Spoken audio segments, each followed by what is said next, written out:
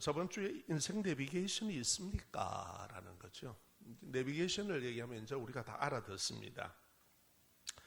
다시 말해서 인생의 근본을 이루는 질문, 그리고 우리 인생의 과정에서 마지막을 이루는 답을 해줘야 합니다. 인생 내비게이션이란 말은요, 그래서 우리가 저번 주에 사람의 지식이나 과학이나 철학이나 사람이 만드는 종교가 답을 하지 못한다는 것을 확인했습니다. 또요, 내비게이션이라는 것은 그러면 무언가, 다시 이해를 돕기 위해서 자신의 인생의 위치가 지금 어딘가, 내가 어디 도대체 어떻게 지금 이렇게 살고 있느냐, 그리고 가야 할 방향입니다. 내가 가야 할 방향이 도대체 어떻게 가느냐, 어디로 가야 되느냐, 그 다음에 그 목적지를 인도하는, 그것을 우리는 내비게이션 길도움이라 그래요. 그런데 예수님은요, 여기에 대한 분명한 답을 하십니다. 인도하십니다. 예수님께서는 하나님을 만나야 하는 사람의 길이요, 그리고 진리요, 생명이라고 우리에게 밝히십니다. 예수님은 사람의 인생을 올바른 방향과 목적으로, 그리고 이끌어서 하나님을 만나게 합니다. 영혼을 가진 인생은 하나님을 만나야 해결됩니다. 근본도 해결되지 않습니다. 인생의 진정한 내비게이션은 우리 한번 따라합시다. 말씀 대신 하나님이십니다. 성경에는요, 이렇게 나옵니다. 하나님이 이르시되, 하나님이 가라사대, 하나님이 말씀하시되. 이 말이 구약에만 3,800번 이상 나옵니다. 하나님이 말씀하시더라. 오늘도 여러분 여기에 지금 사람 말 들으려고 온 게 아닙니다. 목사가 지금 사람 말 하려고 하는 것이 아니라 하나님의 말씀을 여러분들께 전하는 것입니다. 이 말은 하나님이 말씀하시고 그 다음에 사람이 감동을 받아서 기록했다는 겁니다. 디모데후서 3장 16절과 17절에 이렇게 말씀합니다. 모든 성경은 하나님의 감동으로 된 것으로 교훈과 책망과 바르게 함과 의로 교육하기에 유익하니. 17절에 이는 하나님의 사람으로 온전하게 하며 모든 선한 일을 행할 능력을 갖추게 하려 함이니라. 감동이라는 말, 감동. 하나님의 영이 사람의 마음을 깊이 느끼게, 가슴 터질 듯한 벅찬 마음, 이 마음을 불러일으켜서 기록했다는 겁니다.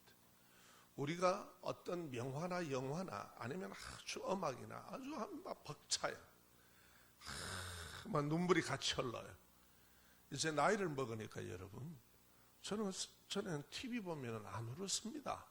뭐 저거 연속극인데 이라고 말아요. 연속극인데 이라고. 근데 이제는 보면 눈물이 쫄쫄 나요. 아, 쟤만 그런가요? 아, 아직 젊으시구나. 그래요, 이제는.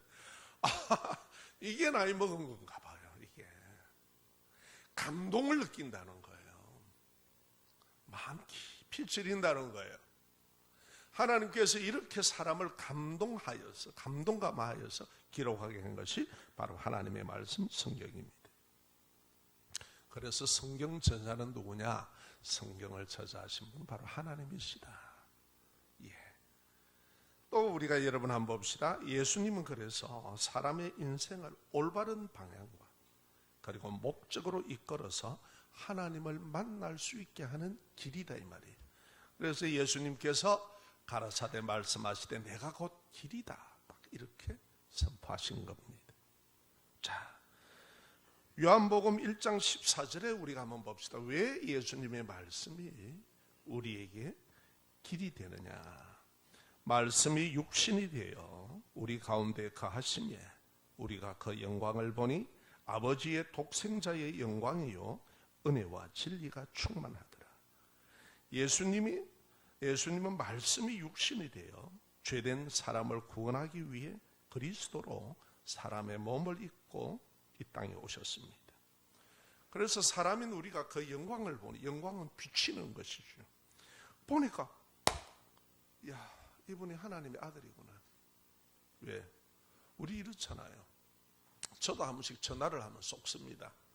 여보세요? 아유, 권사님 이라면 아니에요. 권사님 딸이에요.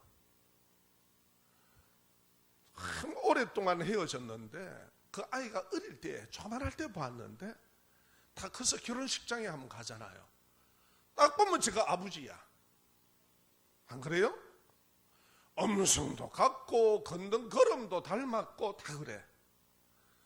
하나님께서 영이신 하나님, 영이신 하나님이 우리에게 영혼이 있듯이 그 영이신 하나님이 사람의 몸을 입고 그 모든 말씀과 하는 일을 통해서 하나님 되심을 보여주더라 이 말이에요. 그 얘기입니다 지금. 그래서 오늘 본문에 말씀합니다. 말씀이 육신이 되어 우리 가운데 보셨다. 그의 영광을 보니 아버지의 독생자의 유일하신 아들의 영광이요 은혜와 진리가 충만하더라 그래요. 자, 요한복음 14장 8절에 보면 이런 얘기가 나옵니다. 제자 중에 예수님 제자 중에 빌립이라는 제자가 있었어요. 이 빌립이라는 제자가 예수님께서 내가 십자가에 죽으시고 사흘 만에 부활한 후에 성천할 거다.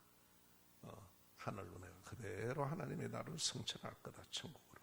이렇게 말씀을 하니까 빌립이 예수님께 이렇게 얘기합니다. 주여, 아버지를 내게 좀 보여주세요. 여러분, 우리가 다 영혼이 있는 인생입니다. 지금 여기. 여러분 영혼이 어떻게 생겼습니까? 여러분의 영혼을 볼 수 있습니까? 영은 우리가 볼 수 없는 거죠. 사람의 눈으로. 그러니까 그 영이신 하나님을 보여달라는 거예요. 그 말을 들으신 예수님께서 이렇게 말합니다. 예수께서 이러시되 빌립아, 내가 이렇게 오래 너희와 함께 있지 않았느냐? 네가 나를 알지 못하느냐? 나를 본 자는 하나님을 보았거늘 어찌하여 아버지를 보여달라 하느냐? 영이신 하나님이 사람이 알도록 몸을 입고 오신 분이라는 거예요. 예수님이. 아멘. 그래서 사람을 하나님께서 구원하기 위해서 몸을 입고 오셨다는 거예요. 그래서 요한이 그 예수님을 보니까 신령하고 성스럽고 그 영광을 보니까 유일하신 아들이다. 이렇게 말씀하는 겁니다. 여러분들도 한번 생각해 보십시오. 여러분 집안에서 자녀들 중에서 가장 닮은 아이가 있지요. 어떤 애는 성질도 닮대. 성질도 닮아요. 자, 바로 그 몸을 입고 사람을 죄에서 구원하기 위해서, 왜? 사람이 육신으로 다 범죄했기 때문에 구원하기 위해서 오신 분이 예수님입니다. 그래서 성경은 예수님을 믿게 하고 예수님을 통하여 하나님 아버지를 알도록 만나도록 하는 길입니다. 그래서 예수님은 내가 곧 길이요 라고 그렇게 말씀하는 겁니다. 자, 한 걸음 더 뛰어넘어갑시다. 마지막입니다. 두 번째입니다. 우리 한번 따라합시다. 인생의 진정한 내비게이션은 진리의 말씀입니다. 자, 여러분, 진리라는 것은 특징이 있어야 돼요. 진리라는 것은 특징이 있는데 세 가지 특징이 있습니다. 첫째, 변하지 않아야 됩니다. 변하면 그건 진리 아니에요. 둘째, 진리라는 것은 바뀌지 않아야 됩니다. 바뀌면 그건 진리 아니에요. 상식이고 논리고 그런 거예요. 그래서 우리가 대학 졸업하면서 논문 쓰죠. 석사 과정에 들어가면. 논문 쓸 때 뭐라고 그럽니까? 논리라는 말이에요. 여러분, 논리는요, 깨어지기 위해 존재하는 겁니다. 진리는 변하지 않고 바뀌지 않습니다. 그 다음에 진리는 한번 따라 하실까요? 영원해야 됩니다. 영원해야 됩니다. 그것이 진리입니다. 이 세상의 모든 법칙이나 이론이나 상식과 이 모든 사상과 정의는 바뀝니다. 없어집니다. 그러나 하나님의 말씀은 진리이기 때문에 변하지도 않고 바뀌지도 않고 영원합니다. 예수님은 영원하신 하나님이시기에 진리가 되었습니다. 요한복음 1장 1절에 보면 태초에 말씀이 계시니라. 역사가 시작되기 전에 이미 말씀이 계시니라. 이 말씀이 하나님과 함께 계셨으니 이 말씀은 곧 하나님이시니라. 말씀 되신 하나님을 얘기합니다. 태초에 천지를 창조하시는 말씀, 그 말씀 되신 하나님께서 요한복음 1장 14절에 우리 한번 따라할까요? 말씀이 육신이 되어 우리 가운데 거하시며 사람의 몸을 입고 오셨다는 거예요. 그 진리의 말씀이 우리가 그 영광을 보니 아버지 독생자의 영광이요 은혜와 진리가 충만하시더라. 사람을 죄와 사망에서 구원하시는 그 말씀 되신 하나님께서 몸을 입고 이 땅에 오신 분이 누구냐? 예수님입니다. 누구를 위해서? 나와 여러분들을 위해서입니다. 어떻게 하든지 영원한 생명을 얻게 하시려고, 하나님의 자녀로 회복하게 하시려고, 천국의 영원한 생명을 얻게 하시려고 그랬습니다. 자, 오늘 우리가 봅니다. 그래서 예수님은 어떤 분이냐? 변하지 않고 바뀌지 않고 영원하신 분입니다. 할렐루야. 예. 마지막입니다. 인생의 진정한 내비게이션은 생명의 말씀입니다. 병든 자에게는요, 병을 낫게 하는 것이 우선이고 절대적입니다. 그래서 여러분, 우리가 병원 가잖아요. 죄와 사망으로 죽을 수밖에 없는 인생에게는요, 사람에게는 영원한 생명을 주는 것, 죄를 사해 주시는 게 가장 중요한 것입니다. 인생의 지식이나 물질이나 권세나 종교가 우리의 죄를 사해 주지는 못합니다. 영원한 죽음 문제를 해결하지는 못합니다. 일시적이고 이 땅에 살 동안 한시적으로 필요한 것이지만, 그리고 나의 인격을 고양시킬 수는 있지만 생명의 문제는 해결하지 못합니다. 영생 부활은 죽음을 이긴 영원한 것입니다. 하루는 예수님께서 베다니에 사는 나사로의 집에 방문을 하려고 합니다. 그런데 나사로의 집에서 급히 사람이 왔습니다. 그런데 이는 누구냐 하면은 예수님이 사랑하시는 성도였습니다. 그 이름이 나사로였습니다. 급히 와서 예수님께 말합니다. 예수님, 나사로가 병들어 죽게 되었습니다. 지금 병들어 죽게 되었습니다. 그런데 예수님이 이 소식을 듣고 안 가시는 거예요. 아니, 사랑하신다는데 안 가시는 거예요. 그리고 나사로는 죽었습니다. 언제 예수님이 가시느냐 하면은 예수님께서요, 나사로가 무덤에 들어갔다는 얘기를 듣고 나흘이 된 뒤에 그리고 갔습니다. 제가 이스라엘을 가봤습니다. 가보니까 우리하고는 완전 기후가 다릅니다. 거기는요, 이 습도가 없어요, 우리처럼. 그래서 이 시체가요, 사람이 딱 죽게 되면 바로 수분이 뽑혀나가 버립니다. 그래서 살만 되면 그냥 부식이 되고 그냥 다 이게 시체가 허물허물해지고 다 그래버려요. 말라버리고 그냥 이제 산화되기 시작합니다. 그래서 사람이 죽으면 가장 최대한 빨리 해서 일단 가매장처럼 해서 무덤을 넣습니다. 그런데 무덤이 우리 무덤하고는 전혀 다릅니다. 그쪽 지역은 어떻느냐 하면 우리는 땅을 파서 묻지만은요, 거기는 땅을 파는 게 아니고 이 언덕을 파버립니다. 뭐로 되어 있느냐 하면 스퀘석으로 되어 있어요. 그래서 여러분, 저기 보면 우리가 그 유럽 지역에 보면은 전부 다 보면은 조각한 예술 같은 그 조각상들이 그렇게 해서 유명한 거예요. 아, 그렇구나. 그래서 이게 말이에요, 습기가 딱 열어가지고 파가지고 습기가 들어가면 어떻게 됩니까? 딱딱해지는 거예요. 자, 쉽게 말하면 우리 기부스에 봤죠. 다쳤었어. 기부스에서 우리가 석고를 발라놓고 나면은 수분이 빠지고 나면 어떻게 돼요? 딱딱해집니다. 이와 같이 되는 거예요. 무덤을 그렇게 팝니다. 그래 들어갑니다. 계단을 해서 쭉 내려가서 그 다음에 어떻게 하느냐? 크게 시체를 누일 곳을 갖다 둡니다. 한두 곳. 그렇게 거기다 시체를 놔둡니다. 놔두고 정한 기간에 방부제와 모든 염을 처리를 해놓고 나서 오면은 산화되어 버리죠. 그럼 그 뼈다구들을 갖다가 전부 다 구멍을 벽에 벽장처럼 내어놨습니다. 그 뼈에다가 갖다 다 집어넣어 버립니다. 그래서 성경에 보면은 조상에게로 돌아갔더라는 말은 뼈다구와 뼈다구끼리 마주쳤다는 거예요. 이해가 되시나요? 예, 그 장례법이 그래요. 그래서 예수님이 부활하셨다 할 때 돌무덤에서 나왔다는 말은 돌로 입구를 봉해놨다는 거예요. 그걸 여시고 나오셨다 이 말이죠. 자, 그런데 나흘이 되었는데 예수님께서 나사로의 집에 방문합니다. 그러니까 예수님이 오셨다는 소식을 듣고 그 누이들이 있었습니다. 하나는 마리아하고 한 사람은 하나는 마르다입니다. 마리아는 예수님이 오신다는 소식을 듣고 방 안에 그냥 앉아 있습니다. 그런데 마르다는 예수님이 온다는 소식을 듣고 나옵니다. 예수님을 영접하러 나옵니다. 그래서 얘기합니다. 뭘 얘기합니까? 예수님께서 이 소식을 듣고 마르다에게 하는 말이, 마르다가 예수님을 보고 하는 말이 이렇게 말합니다. 예수님이 여기 계셨다면 내 오빠가 안 죽었을 겁니다. 그렇죠? 네. 이제라도 무엇이든지 하나님께 구하십시오. 그러면은 하나님께서 주실 줄 나는 믿습니다.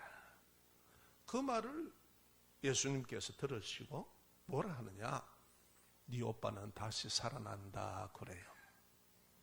그러니까 죽고 난 후에 부활로만 생각한 거예요. 그러자 그가 얘기합니다. 마르다가 마지막 날 예수님이 이 땅을, 하나님이 이 땅을 심판하시는 그날에 다시 살아날 줄 나는 믿습니다 그래요. 그러자 예수님이 그 말씀을 듣고 요한복음 11장 25절과 27절에 이렇게 말씀하셔요. 우리 한번 따라 하실까요? 나는 부활이요 생명이니 나를 믿는 자는 죽어도 살겠고 무릇 살았어. 나를 믿는 자는 영원히 죽지 아니하리니 이것을 네가 믿느냐?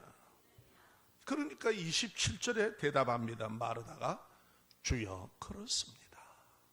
예, 믿습니다. 주는 그리스도입니다. 그리고 세상에 오시는 하나님의 아들이신 줄 내가 믿습니다. 마르다가 예수님께서 부활 영생을 주시는 주님인 것을 믿음으로 고백합니다. 이 고백을 들으신 후에 예수님께서 나사로의 무덤에 가자 이럽니다. 갑니다. 그러니까 무덤이 어때요? 우리처럼 이렇게 흙을 파서 덮어놓은 게 아니고 그냥 벽을 떨궈놓은 거예요. 언덕을. 그래서 그 앞에 서시더니 예수님께서 죽음에게 대놓고 명령을 해버립니다. 나사로야 나오거라 하고 부르시는 거예요. 그러니까 이 동이어 메어놓았던 이것이 움직이기 시작하더만 나오는 거예요. 부자연스럽잖아요. 그러니까 예수님께서 그 주위에 있는 사람들에게 풀어주어라 그래요.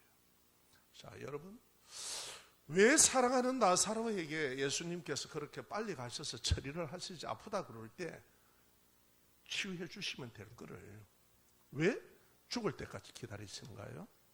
그것도 무덤에까지 들어갔을 때까지 그냥 두는 거예요. 그리고 찾아갔을까요? 이들의 믿음을 아시는 거죠. 부활이라는 것을 가르쳐 주려고 하는 겁니다. 이 사람들은 세상의 것이 아니다. 영혼을 가진 인생은, 영혼을 가진 인생은 영원한 부활이라는 생명이 있다. 그런데 이 영원한 부활의 생명이 어떻느냐? 여러분, 인생은 죽음으로 끝난다고 생각하면 큰 착각이 있습니다. 우리의 육체는요, 총알 맞고 독약 먹으면 죽지만은 우리의 영혼은 그거로 죽는 게 아닙니다. 거기 어떻게 죽어요? 그럼 뭐 원자탄 핵이 떨어진다고 죽을 겁니까? 영혼은 사멸이 되는 게 아니에요. 생명이에요. 생명의 주인은 하나님입니다. 여러분, 내가 내 생명 만들어 온 것 아닙니다. 하나님이 우리 한 사람 한 사람에게 다 생명을 주신 겁니다. 생명의 주인은 하나님인 거예요. 그래서 요한복음 5장 29절에 보면 다 같이 따라합시다. 선한 일을 행하는 자는 생명의 부활로, 악한 일을 행하는 자는 심판의 부활로 나오리라. 마지막에 우리가 하나님 앞에 부활의 몸을 입고 전부 다 서야 됩니다. 왜? 인생이 내 게 아니라 그렇습니다. 인생의 주인은 하나님이십니다. 하나님께서 그 생명에 대해서 판단하시겠다는 거예요. 믿음으로 예수 그리스도를 믿고 내가 죄인임을 알고 내가 예수께서 내 죄를 사해 주심을 내가 믿음으로 받아들이는 것이 선한 일입니다. 할렐루야. 예. 여러분, 우리에게는 이러한 영원한 생명의 부활이 있습니다. 그것을 직접 가르치시기 위해서 사랑하는 그 나사로에게 나사로가 무덤에 묻힐 때까지 그리고 그 집을 찾아가서 그 수많은 사람들 앞에서 딱 죽음을 대놓고 명령합니다. 여러분, 이 땅에 있던 어떤 위인이 죽음을 명령을 하는 자가 있습니까? 죽음의 권세를 이기는 사람이 어디 있습니까? 아무도 없습니다. 부처도 소크라테스도 공자도 그 누구도 없습니다. 마호메트도 다 무덤에 묻혔습니다. 성인이라는 사람들이 다 무덤이었습니다. 죽음의 힘 안으로 다 내려갔다는 거예요. 그러나 예수님만은 죽음을 명령해버립니다. 그리고 그가 우리의 죄값을 죄로 인하여서 죽을 수밖에 없는 인생을 구원하시기 위해 친히 우리의 죄값을 갚으시기 위해서 사흘 만에 무덤을 열고 나오시는 분이에요. 죽음 안으로 내려가신 겁니다. 왜? 공의로우신 하나님의 법 앞에 자신 스스로가 드려지는 거예요. 그래서 예수를 믿으면 우리가 죄사함을 받습니다.